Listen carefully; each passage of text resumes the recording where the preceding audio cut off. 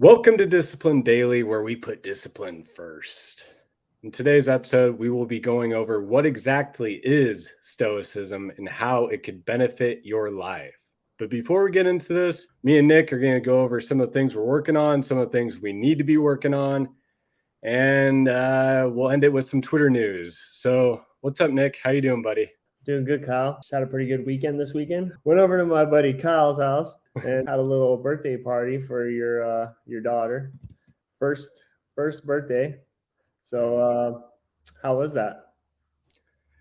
It was cool. There's a lot of work involved, man. We've been working on it for months, but it was an awesome experience, man. A lot of people came down and Stevie had a great time, and it's really cool, man. The longer, the older they get, the more fun it becomes, man. Once they start walking around and talking a little bit, it gets even more fun, man. Yeah, it was a trip to see her. I remember when I first saw her, when you first had her, and she was so small, just a tiny little baby, and then to see her walking around in the grass and just all the things she was doing is like, wow, like that must be a trip. Dude, she just smiles nonstop, man. She's just happy nonstop, and dude, strong as hell, super strong. She's really tall, awesome. I literally couldn't ask for a better baby. Like she's perfect, So it's really cool, man. And then a lot of people think that would be lucky to have such a great baby and stuff, but I think it really boils down to you as well.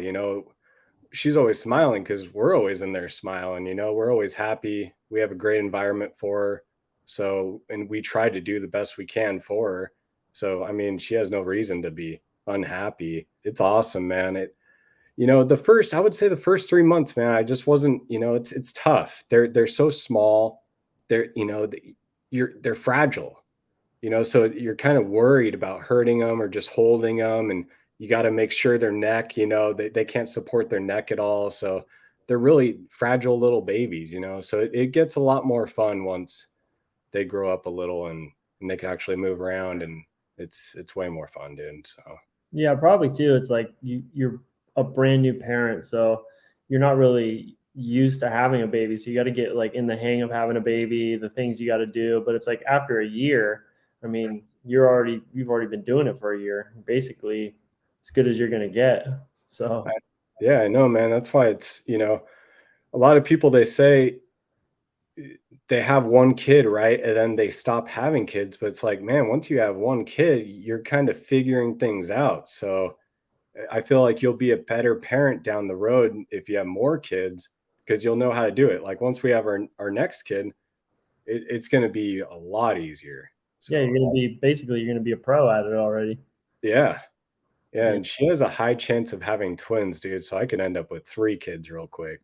Dang, dude, just bust out two for one deal. Yeah. Yeah. So that'd be cool. So Yeah, it was cool though, bro. It was really cool to like meet your family and stuff, and see everybody. So I had a great time. It was awesome. yeah, I mean, this week's been a little rough. I've had family in town just the whole week, basically. So it kind of messes up my routine, especially working out. I just decided to basically take the whole week off from working out, um, just to give my body like a rest and just focus on other things. But I still woke up every morning at 5:15, dude. I haven't skipped a beat on that. I still read every single day. I still write every single day. I haven't broke either of those streaks, man, in a long time. So I'm wondering how this time change is going to affect that because instead of waking up at 5, we're basically waking up at 4. Think about it because of the time change. yeah, but we'll go to bed at an hour earlier, so we should be fine. Yeah, I And remember last year. I mean, I was still waking up at 5 last year. I remember for like the first week or two, it was like it was pretty rough, but after that, it was fine. Like I just adapted. yeah, we'll get through it. I mean, regardless, I don't, even if I'm tired or whatever, it doesn't matter because I'm not breaking that streak, man. The longer we get this going, the more discipline we gain, and that's the name of the game. One thing that I've been thinking about doing is we've been talking a lot about journaling and stuff. So I'm gonna get my journaling going, And then also I was thinking about, I saw this thing where this guy gets these like tiny little journals, like they're like small little baby ones. And I might bring that to work with me so that if I'm listening to like a cool audiobook or something and I hear something that I want to remember, I can like actually just write it down in the book. Because I put it in my phone, but sometimes it's kind of weird just typing into your phone. You're trying to get it text as fast as you can. You don't really have time, but if you can like write it out, like really write it with your hand, maybe that could help you with journaling too. So I might start doing that also. Dude, you should definitely do that. That sounds like a good idea. Yeah. That's kind of what I use for Twitter. When I have a thought, I basically write it down in Twitter. But yeah, I can see what you're talking about with the pad and the pens. It's just good. It's a good way to remember it a little more and really ingrain it. When you write something down, that's why I like it, man. You really ingrain it into your mind. Yeah. I really like the idea of documenting your life. Like you're basically documenting your life when you're journaling, Yeah, writing down the things that you want to work on, the things that you're maybe feel that you're not so good at, things that you've learned. And it's cool because eventually you can go back and look at it. And if you have, your son or your daughter, eventually when you're gone, they can go back and look at it too. So I know, bro. That's why I really think it's one of the most beneficial things we can do, dude. Like, just wouldn't you love to have like a journal of you 10 years ago and see what you were doing, dude? yeah, because On you a can daily kind of basis? remember, but it's like it's vague. Like was that year? Was that 2011 when that Yeah. happened? Was that 2000? Was that 2009? You can't really remember. It's like all Oh, the years start to blend in as you get older. yeah, man. I'm gonna have so much fun later on when I'm older, dude. Just think I'm 60 years old. I'm like, dude, 2023, that was a great year. Go Yeah, back and you get to relive all those memories. And you could even do it with your spouse. You guys sit down and be like, hey, let's read a couple pages of my journal, and you'll relive it with your spouse, like yeah, it's amazing, man. yeah. Yeah, I can't wait to start doing that because I feel like it'll also help, because my handwriting is pretty terrible too. It's not the best. I mean, I was writing the other day and I was like, man, my handwriting is just not good. And I'm gonna try to do spelling too. So when I'm writing, if I don't know, if I'm like, how do I spell this word? I'm gonna really like try to spell it out and get it right and then look it up and see, okay, is this the right way of spelling it? And if it's not, try to correct it in my brain. Oh Because that's yeah. what I know I've lost is my with autocorrect nowadays, it's like I don't have to try to spell, so my spelling has just gone like down the drain.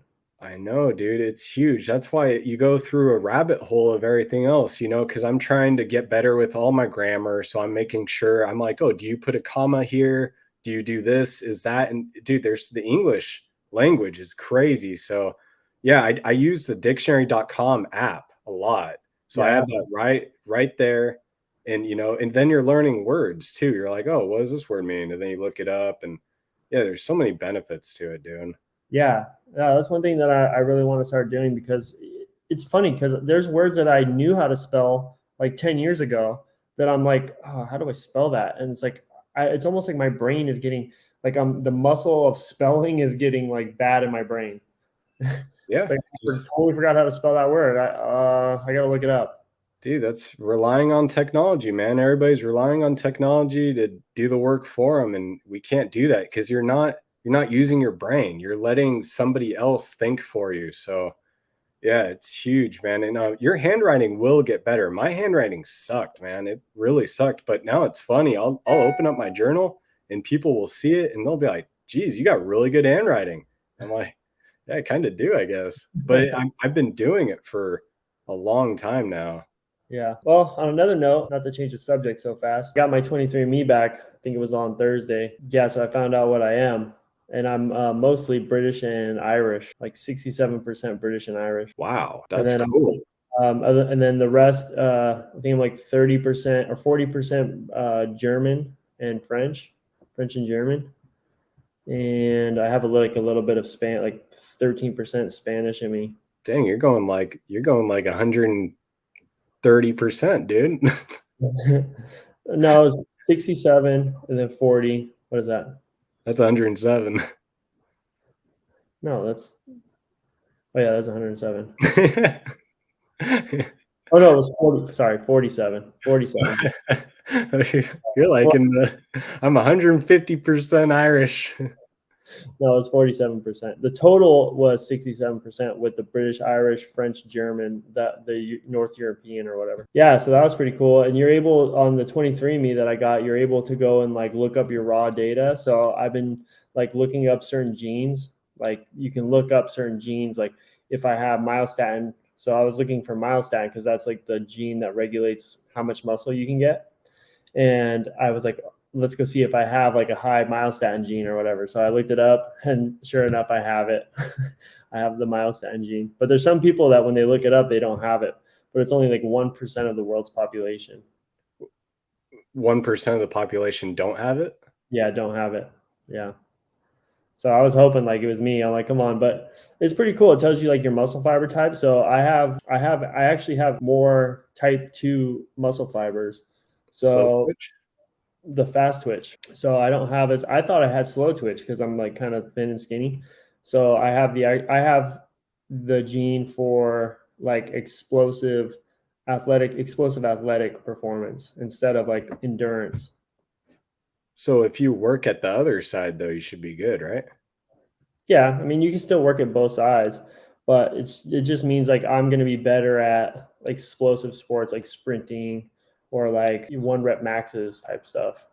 Have you ever tried sprinting? No, I mean I've never done it like as a sport, but I mean when I was in school I would like I could sprint really fast, like go fast at first, but I was never good at like doing like long duration type running. So kind of makes sense. Huh. That'd be kind of cool for me to figure out, but I don't know if I want them to have my blood work and DNA and all that stuff and have a clone Yeah. of myself. I mean I thought about that too, but it's like if they really want to get you, dude, like they're gonna get you. I mean, there's no way you're going to get away from it. They know everything you're saying on your phone. I mean, they can track you down and get your DNA. So it's like, I mean, I've watched enough forensic files to know if they want your DNA, they're going to get it. Yeah, and Wait outside your work until you throw away a cup or something, and they'll get your damn DNA. yeah, So it's like, do they really want ours? It's they're after bigger fish. yeah, I mean, who cares? Yeah, right.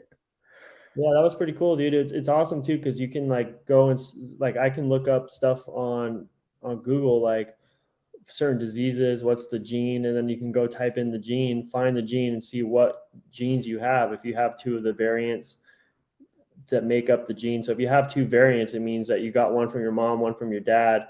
It means that you most likely have it. So you can kind of look into that stuff and see, maybe I should stay away from this or stay away from that. Wow, that's cool, dude. You haven't done your blood work yet, right? No, that's going to be the next thing. Well, the next thing is probably going to be I'm probably going to send this off to get analyzed. So, I mean, I can do some of the research myself, but it's kind of like I've been all day today. I've just been researching my 23andMe gene stuff, but it's kind of like a lot to read and take in and try to figure out. So, if you can send it off to somebody for like a consultation of like a couple $100 and have them just tell you everything that your genes are telling them, then I feel like that's worth it. Yeah, seems worth it, man. I think my sister did the 23andMe, so basically I have the same one, right? Yeah, I mean, you guys would be close to the same, but I mean, yours might be a little bit different just based on you being a man and your muscle fiber types will probably be different. I mean, I don't know But how. like nationality wise should be the Yeah, same. yeah. If you wanted to know exactly what you were, like from where you were, then yeah, all that stuff would be the same. But it's pretty cool to find out. I thought I had no Irish in me, dude. I was like, man, I'm like mostly German, mostly French. But it finds out I'm like, I got like what I say, like 37% or 47% German or Irish in me. So Oh, wow. that's pretty cool. I'm like, I'm gonna celebrate St. Patty's Day this year, dude. Did you wait, so you didn't think you were Irish at all? No, I thought I had no Irish in me. I was like, there's no way. I thought I was mostly just German and French. I was like, there's no way I got any Irish in me. I believe I'm like almost half German and then Scottish Irish. And I think that's it. All right, cool deal. Well, that's great stuff. All right, you want to get into Stoicism? Yeah, let's do it. All right, man. So, what exactly is Stoicism to you? Hmm. Well, to me, I would say it's a way of thinking. What's the term? What do they call it? Uh, Philosophy. a philosophy. It's like a philosophy. It's like a way to things to live by, things to think about, things to mull over in your brain. When certain situations come up. And I remember when I first found it, I was like, I've been in this space of where I'm trying to better myself, trying to be a better person all around. And I watch YouTube videos on it, or I'll read books on it. And I'll always read the comments of people, because some people have good things to say, like, oh, I found this about this. And so I really like to read comments. And I read this one where the guy was like, research stoicism, and then he put you're welcome. And then like I was just like, okay, that's bold. Like, why would somebody say you're welcome? Like, that's bold to say. So I'm like, all right, let me search stoicism.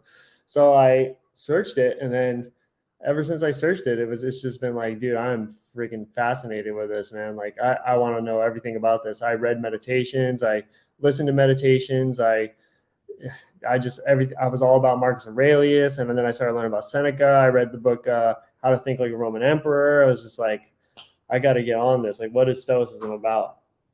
And ever since then, it's like I found the Daily Stoic. That was another big one that's like the first thing I found, because I instantly searched it. And ever since then, it's just been something that I always try to think about. Yeah, man, it's definitely life changing. That's for sure. Biggest thing for me was just their main principle of focusing on what you can control, is just you have way more energy and time when you do that. And I think that's huge, man. And for me, I love being efficient, and gaining time and spending my time wisely. So not focusing on stuff out of my control is huge, like traffic, for example. For you to freak out about that is insane because you cannot do anything about it. Once you're in it, you're in it. So you might as well enjoy it and spend your time wisely, and you can do things in traffic. Like I do plenty of things when I sit in traffic. Floss my teeth, I do breathing exercises, I stretch my neck, I do hand exercises, I meditate a little bit. I mean, and do this if you could drive safely. Like I could do all this and drive safely, but and listen to audiobooks and everything else. So then you can make the most out of your time. And another thing it's taught me too is patience. And one thing that I sucked with was patience, and another thing I'd say I'd be going to a doctor's appointment or something, and they would tell me the wait would be an hour or two. And I used to freak out, man. I'd be like going throwing a fit, all types of stuff. And now it's like I realize, okay, well, I gotta go to this appointment. So I have to wait 2 hours. There's nothing I could do about it. So what can I do? Well, I can practice my patience and enjoy the time. And when I do that, I feel way better and I turn a negative experience into a great experience, man. And that's a huge thing. You can flip situations around, and kind of like one of Marcus Aurelius's quotes is, what stands in the way becomes the way. Yeah, the And obstacles. Way. yeah, and you turn any obstacle into something beneficial for you. And you don't let anything stop you. And man, stoicism it's amazing. It's the thing I love most about, man, is it's a daily practice. So you could look forward to every day. You wake up in the morning and you're like, hey, I'm going to try to do better than I did yesterday and practice something, a way of living.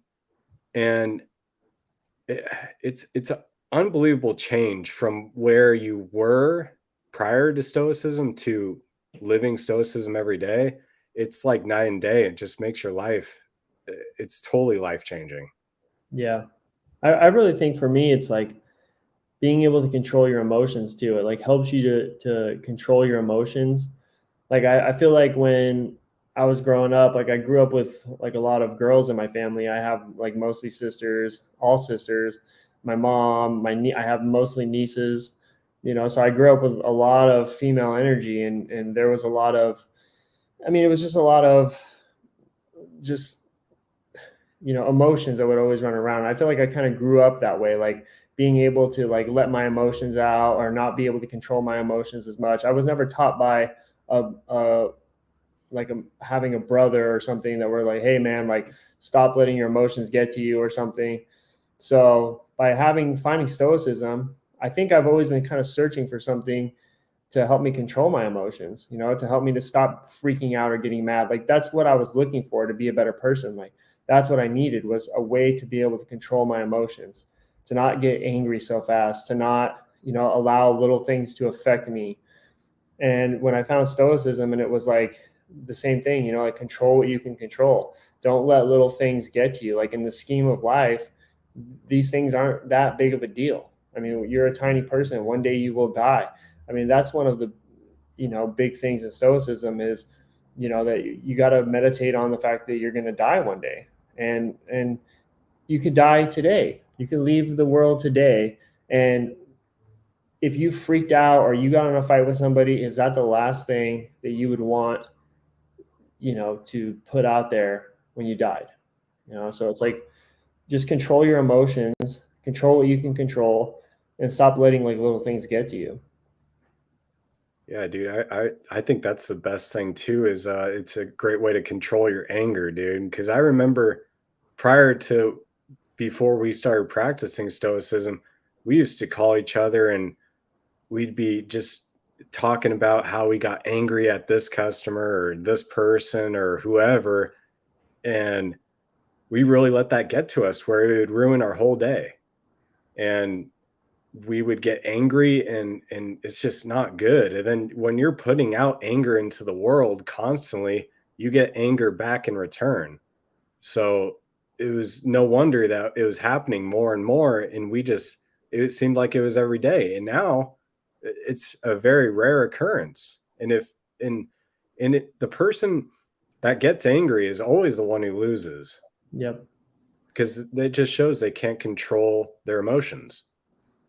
And it's funny too, because it's like once you learn stoicism and you start like, reading the books and reading meditations, and it's like every other book that I read, every other self-help book that I read, I felt like they were taking everything from stoicism. It's like Mhm. they were just literally regurgitating stoicism in their own words and giving it to you. It's like stoicism is the main thing that where all this self-help stuff comes from. Everybody just gets it from stoicism because it literally tells you the way to have a good life. Indeed, dude. Yeah, the core of stoicism is discipline, courage, wisdom, justice.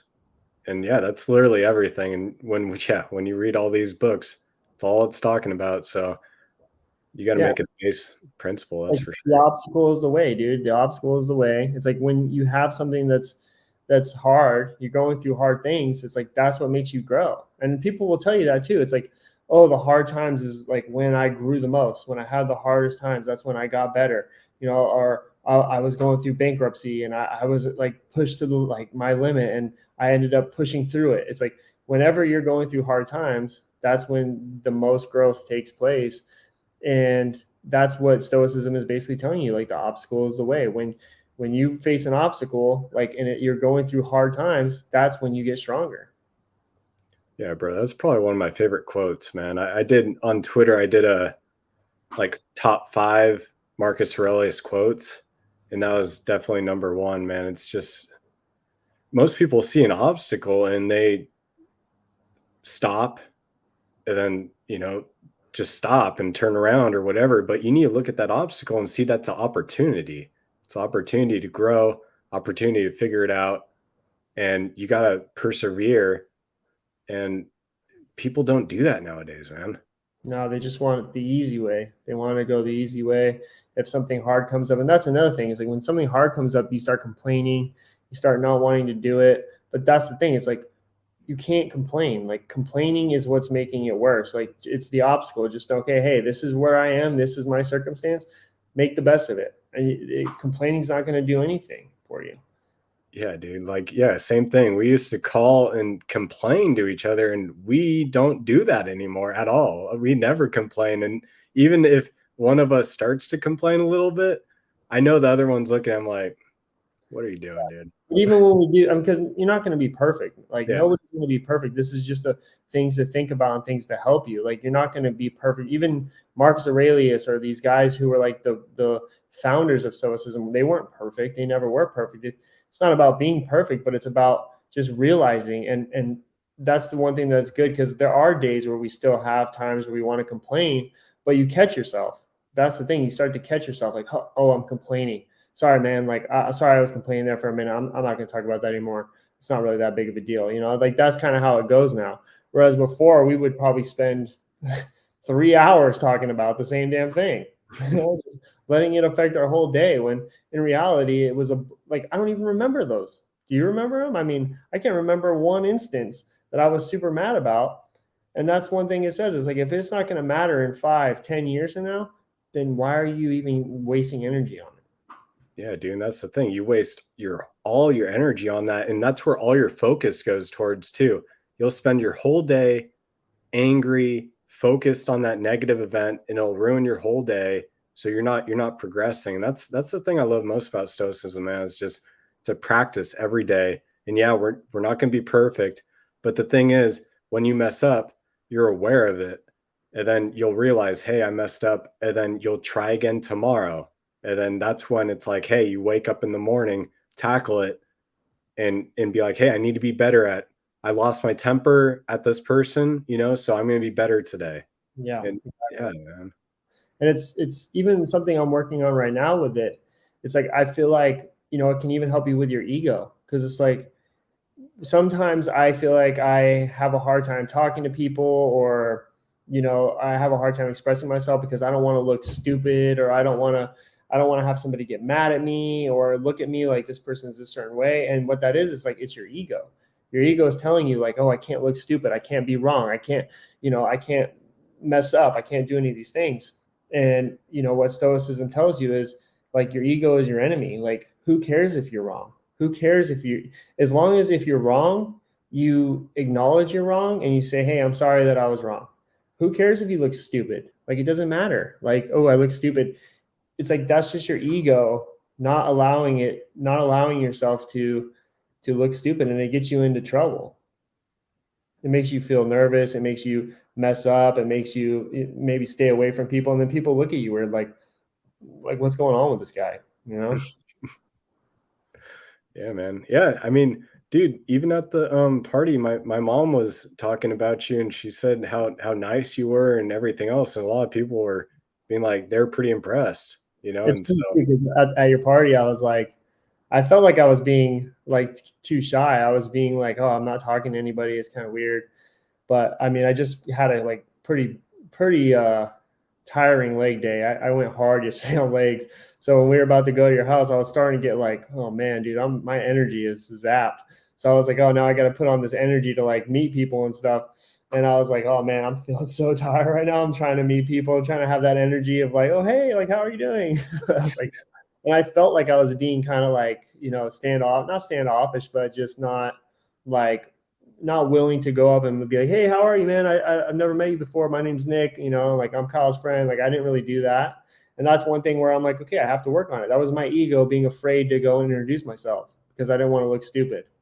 It's like, why? Why do I even care? I mean, that's my ego. And that's yeah, one thing you got to work on. exactly. And yeah, use it as an opportunity, man. Practice it. Be like, hey, I don't know anybody here, so what can I do? I could practice speaking to people and listening a little more. So there's Yeah. opportunity to grow everywhere, man. That's the obstacle right there is, you knew I'm going to a party, I'm a little tired, I don't know anybody.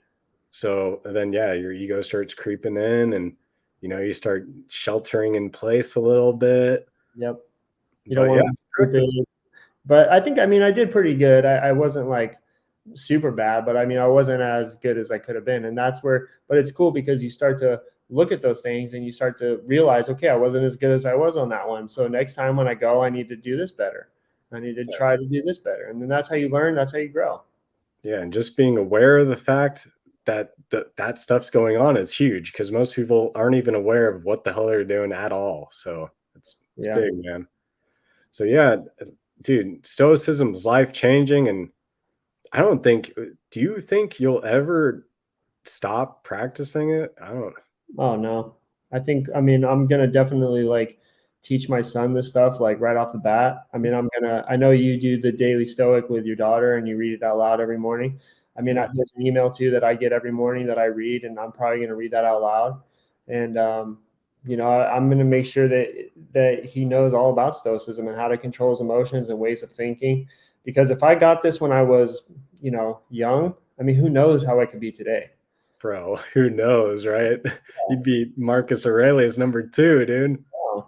I mean, just even the ways they thought about pain. It's like most people, when they get a headache, they're like, oh, they're not able to deal with the pain. But it's like, what Marcus Aurelius, he had so many problems and things that should have been ailing him and hurting him so bad, but he was still able to get up and go out to the front lines of war and do all these things. And one of the things he said was like, pain is temporary. Like, this is temporary. I'm not going to feel this forever. And you have it's like these little tricks and these little things to tell yourself every day, like when you're going through something, to help you get through things. And that's what I really like about stoicism.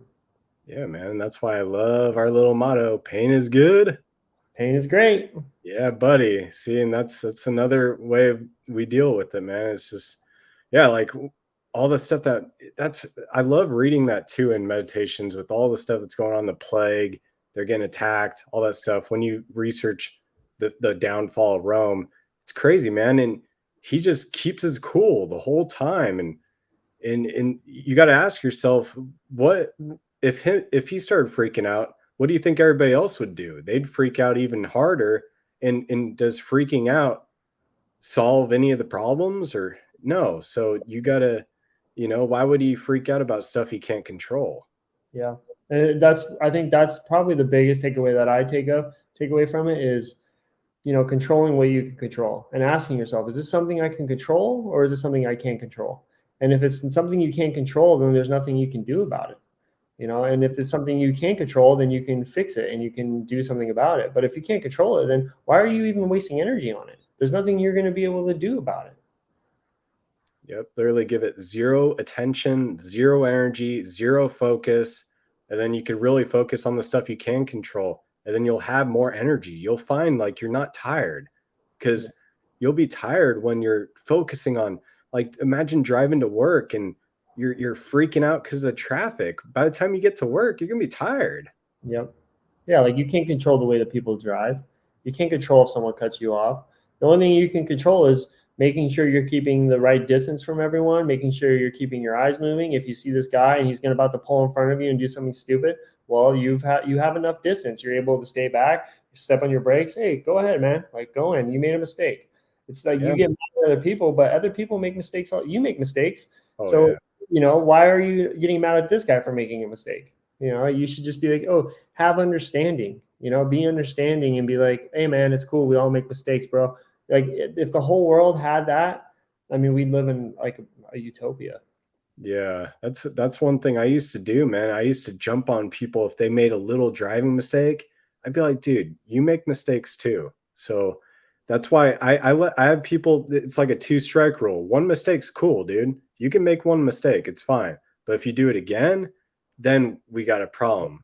Then you need to learn to drive. Yeah, but one mistake, if somebody, you know, is in the wrong lane and they're trying to get over to make a U-turn, that's fine, don't jump on them because they made a little mistake, and that's people do that, man. You see it on the road. Everybody's jumping on everybody because they made a little mistake. Yeah. I mean, I still get mad too. It's like you're in the car.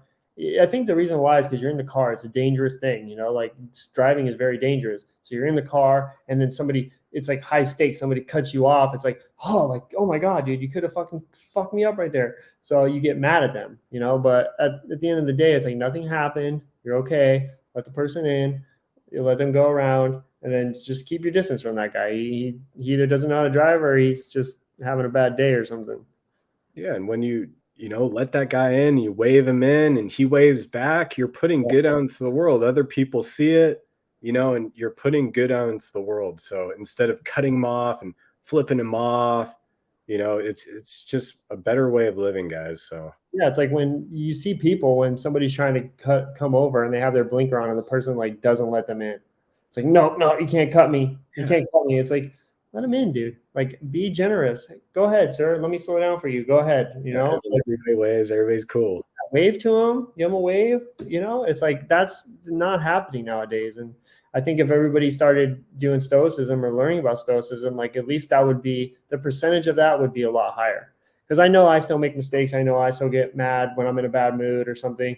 But I mean, I know a lot of the times now I just let people in. So Yeah. And that's an easy way to tell like what's going on in the world, man. And if people actually know about stoicism or actually practice stoicism, and you could tell, I would say a very, very small percentage of them actually practice stoicism daily. yeah, They might know what it is, but they're not practicing it. yeah, So I definitely, I mean, we both recommend you look into stoicism and begin practicing it. You're not going to be the best, but just start with the core principle of focusing on what you can control. If it's out of your control, give it no attention, give it no focus. Start yeah. there. And if things are going wrong right now in your life and you're having a hard time, it's like just realize that you're not alone. There's other people that are going through that, and this time is making you stronger. I mean, if I can think back to some of the hard times in my life, like when my dad died, or I lost relationships, and I thought like, oh, my life is over. All it really did was it made me a stronger person. Like, yeah, I would want my dad back, but the lessons that I learned from losing him, made me a stronger person. It helped me to realize that I'm not a kid anymore. I have to grow up and start doing things on my own and being responsible for myself. And, like those are life lessons that you learn. Yeah. Yeah. And same thing. It's like, with your dad passing, you had no control over that, so the only thing you can control is how you react to it. Mhm. And the best thing you can do is, what can I do? I can honor him and becoming the best man I could be, and I can eat right, I could exercise, and I can focus on stuff like that. And it's a great way to honor his memory and become a better person and just put good out into the world. Yeah. Yeah. I mean, there's from every pain, from every suffering, there's always a lesson to learn. There's always a way that you can get stronger from it. It's just like working out. If you put a heavy weight on your back and you squat down and you fail, you got a little bit stronger from that. And then the next time you go in, maybe you won't fail at that moment. You're only going to get stronger. You're only going to get better. And yeah, that's what it teaches you. And that's, then they have a lot of good sayings too, like amor fati, which is love your fate. Whatever card you get dealt, like just be thankful that you have that card, because you could die tomorrow. And what you have to look at it. What does it say? What do they say where they're like, look at life as you're already dead and everything else is just a bonus. Like the life you're living right now is a bonus. So what are you going to do with this bonus?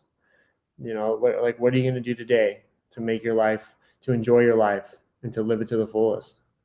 Yeah, just be grateful, man. You should be grateful for every day. A lot of people dread the day. They dread, oh, we got Monday coming up and I got a full work week. Well, yeah, you're lucky that you're able to wake up and breathe and work.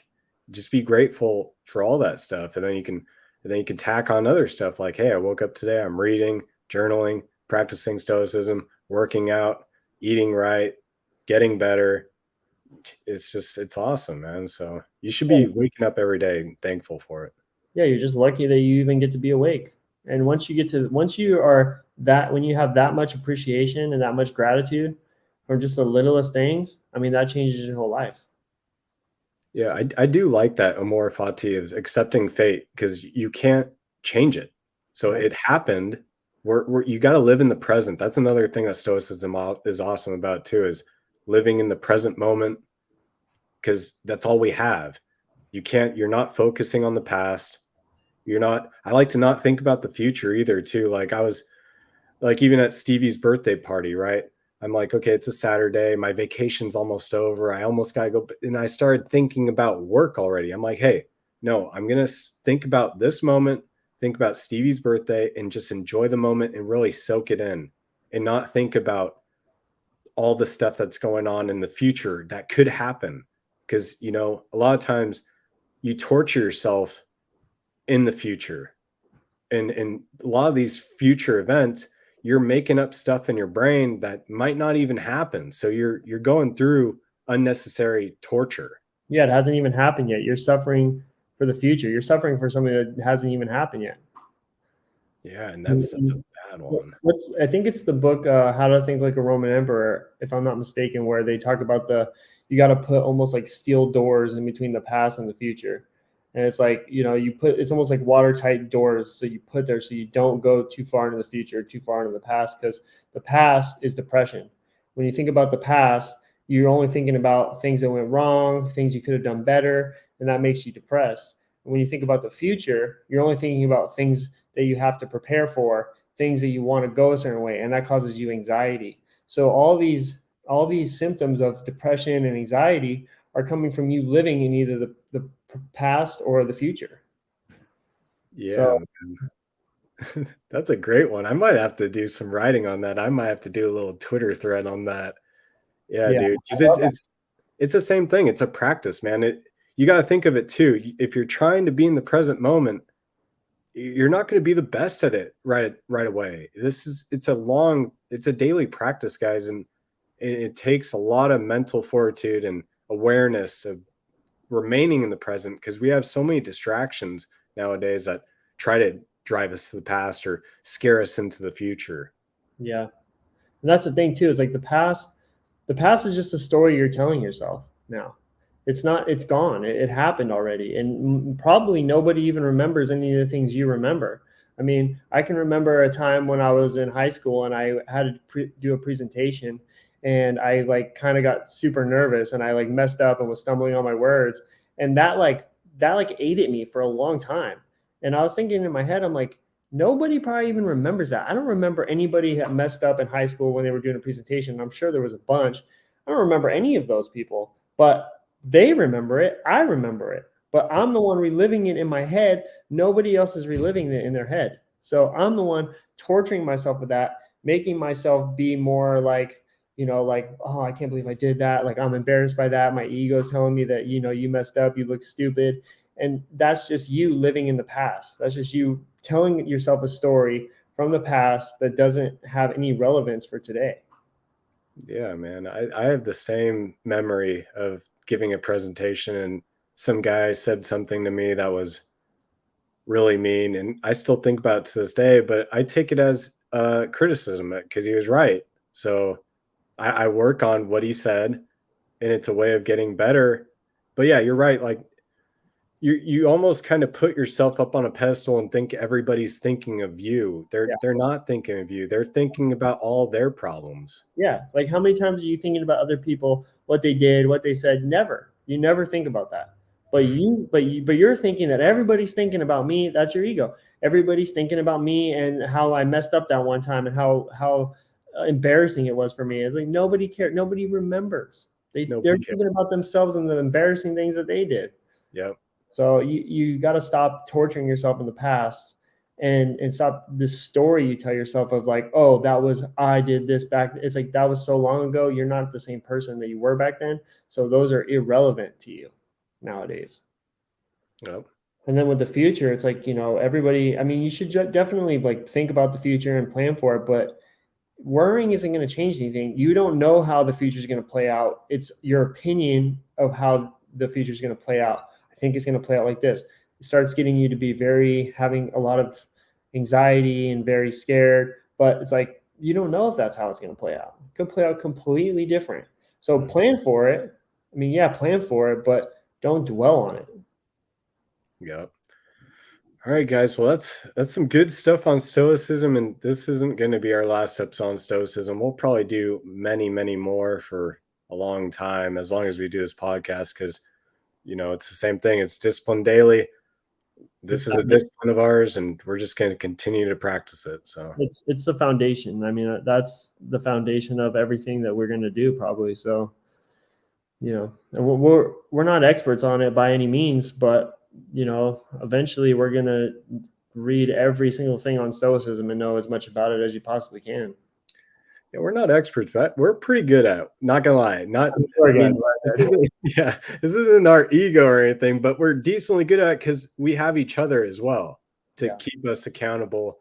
So if you could find, I mean, you guys could use us as your accountability partners to keep you in check. And yeah, leave a comment below if you didn't know what Stoicism is and you know what it is now, and if you're gonna actually start practicing it daily. yeah. And smash that like button too. All right, guys, so let's get into Twitter news. Twitter news. All right, so first up, I have from the world of statistics. It's going over average wake up times. What do you think the average wake up time for America is? 6, Later, 7, later, 9. 7:20. Wow. That's kind of crazy, right? Yeah, because I feel like a lot of people wake up and go to work at, I swear people go to work at like 5 in the morning. Like at Dude, so least a lot of the truckers and stuff. that means a lot of people are waking up around 9, dude. Well, they do go to bed pretty late. They go to bed like around 11 or 12, I know. Dude, when was the last time you woke up around 9 o'clock? 9, never. I mean, I've had some 7s here and there on the weekends when I've stayed up late, but 9, I mean, it's probably 22. Who knows, 20, maybe 23. Dude, isn't that wild? If I slept till 9, I mean, if I slept until 9, I'd feel like I lost the whole day. Yeah, dude. Like to me, the morning time is my favorite time ever. I love the morning, man. It's everything's nice and quiet.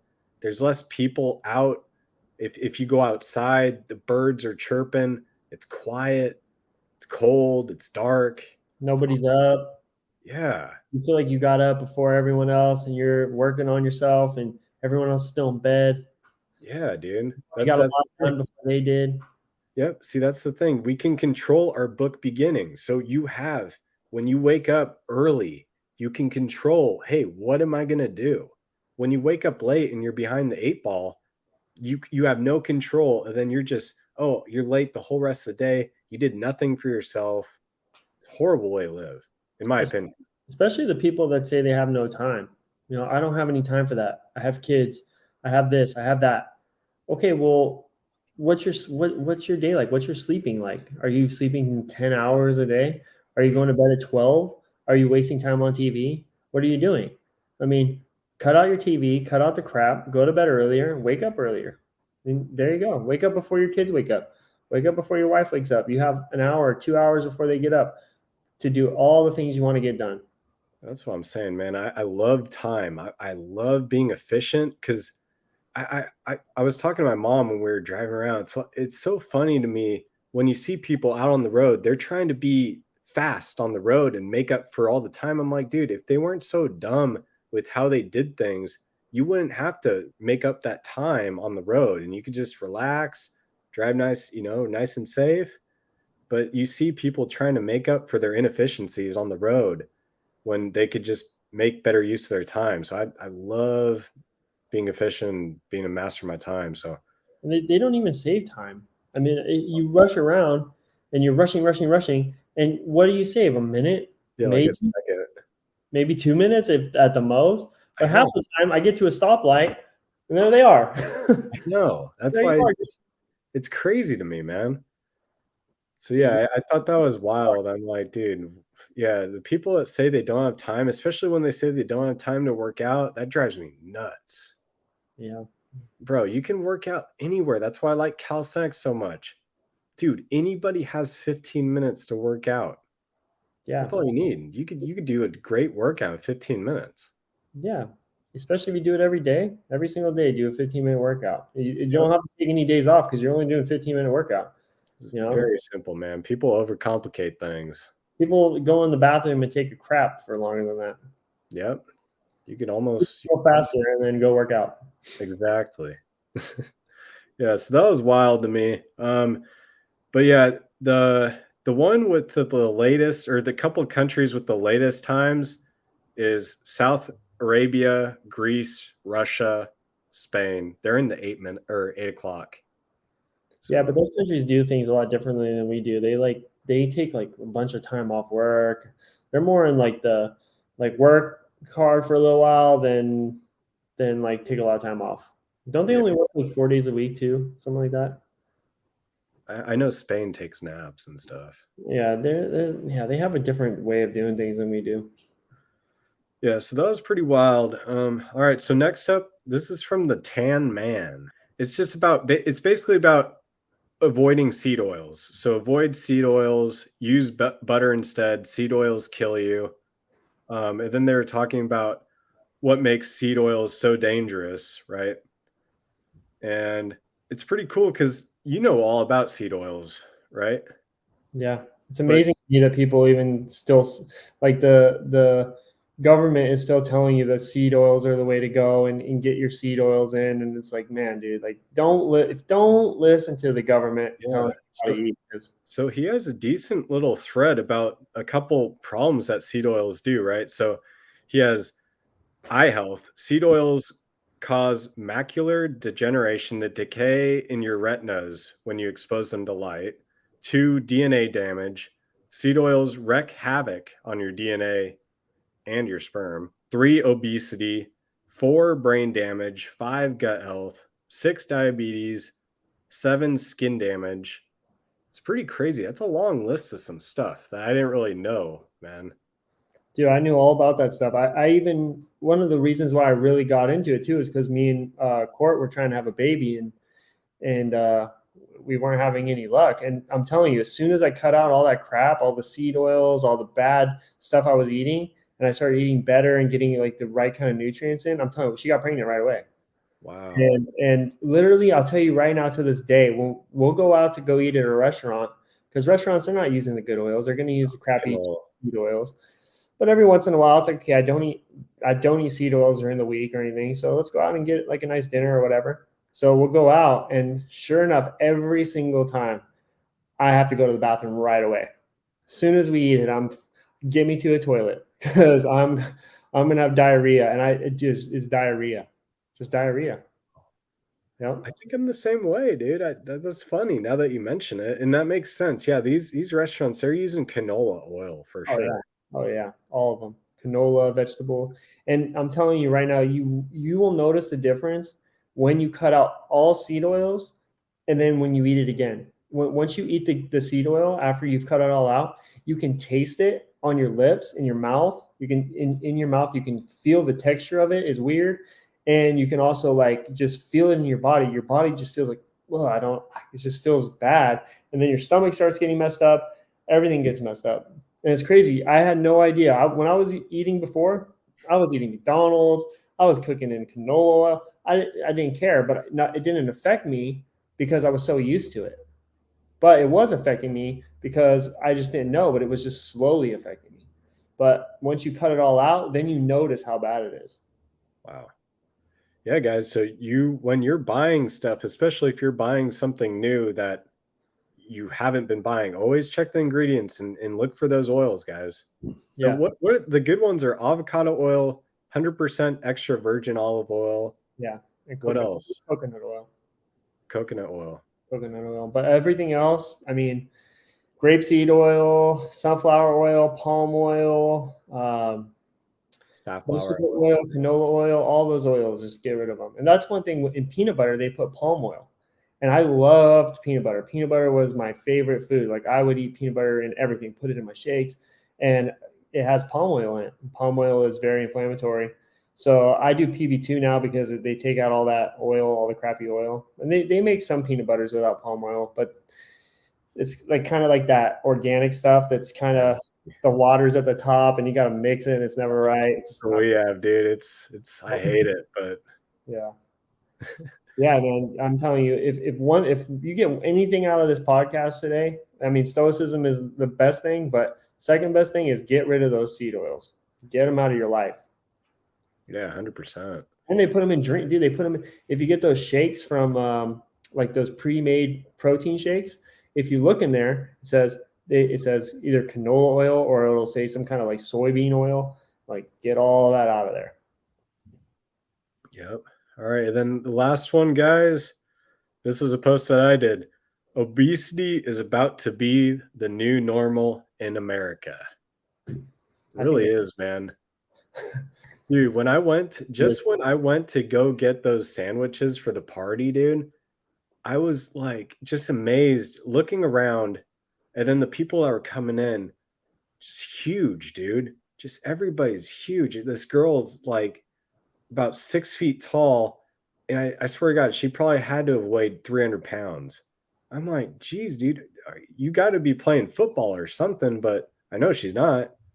It's wild to me. So basically, right now, I think we're sitting at 40%. So that's almost one out of every two Americans are obese. I mean, how do they even get those numbers, dude? It's probably way higher than that. I really think so too. That's why you just go out and look around. It's wild to me. And that's why it's going to be, I think we're on the trajectory.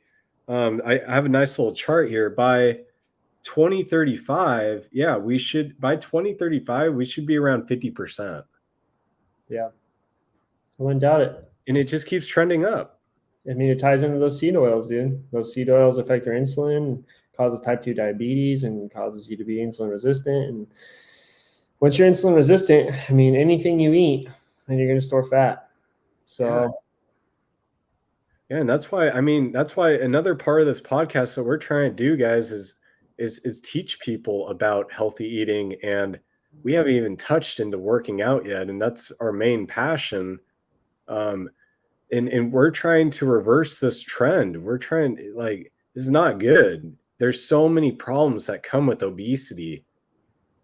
So many. And you want to live a nice, healthy life. It makes life way more fun when you have the energy to go do things.